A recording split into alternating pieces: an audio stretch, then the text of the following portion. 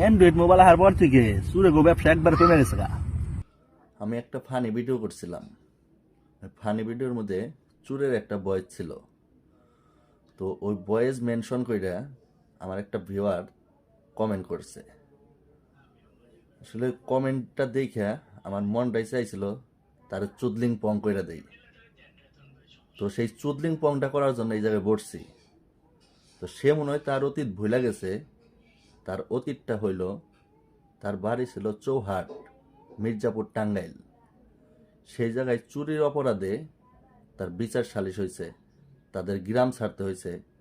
তাও স্বাভাবিকভাবে গ্রাম ছাড়তে হয় নাই। রাতের আধারে পুরুষ মানুষ মহিলার কাপড় পরে মুড়ো দিয়ে ওই এলাকা থেকে বের হয়ে আসতে হয়েছে। তো সে মনে হয় ওইটা ভুলে গেছে।